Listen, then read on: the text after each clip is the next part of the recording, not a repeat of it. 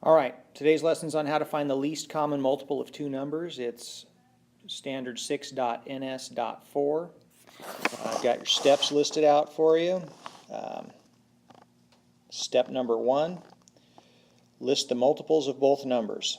Step number 2, circle the smallest number that's in both lists. Okay, that's the first method, or an easier method, if you're good at greatest common factors, is you just multiply the two numbers and then divide by the greatest common factor of the two numbers. So let me give you some examples. So let's say that our problem is find the least common multiple of 12 and 16. Okay, so method 1. Let's go back and look at method 1.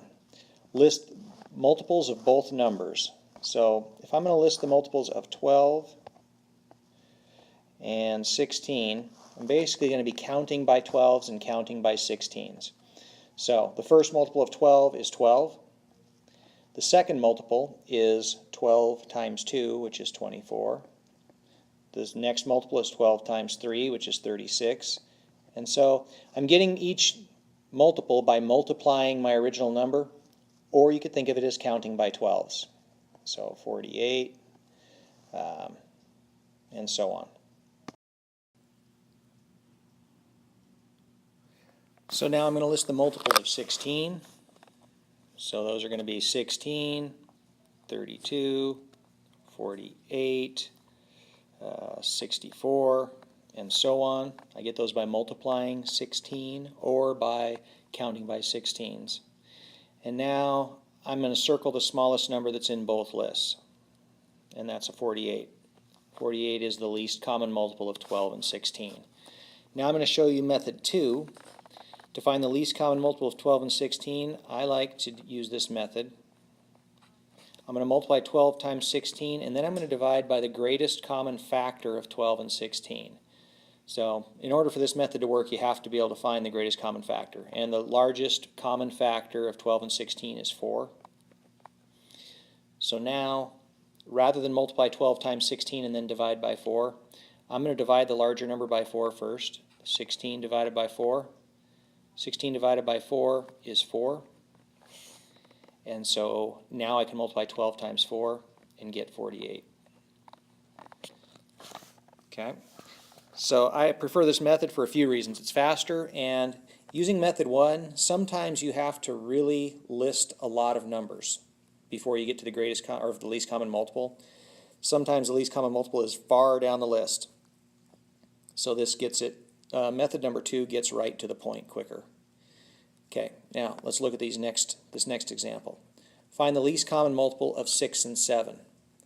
So method 1 is going to be list the multiples of 6 and 7. So 6, 12, 18, 24, 30, 36, 42, and I know it's going to be 42. So 7, 14, 21, 28, 35, 42, and there it is. There's the least common multiple. Okay. Method 2 would be a lot faster in this case, especially when you realize that 6 and 7 don't have common factors other than 1. So it's just going to be 6 times 7. It's going to be 42. Whenever the two numbers that you're dealing with don't share a common factor, you just multiply them together to get the least common multiple. And it's pretty obvious that these don't have a common factor because they're right next to each other. For instance, the least common multiple of 8 and 9 is 72. Numbers right next to each other, such as 8 and 9, 10 and 11, 14 and 15, whatever, don't have common factors other than 1. So you can just, to get the least common multiple, you can just multiply them together. Okay? Now, do your classroom example. Find the least common multiple of 16 and 10. That's going to get you to the 10 marks assignment. And then you're going to be answering some problems, some like real life problems that apply this strategy. Problems that you can answer by finding the least common multiple. So pay attention to what sort of problems finding a least common multiple is helpful. Good luck. Oh, and before you're done, go back and fill in your vocabulary. The vocabulary words would be least common multiple, factor, and multiple. I don't think I listed those for you. Let's go to the top. So let's put in the vocab. Least common multiple, factor, and multiple.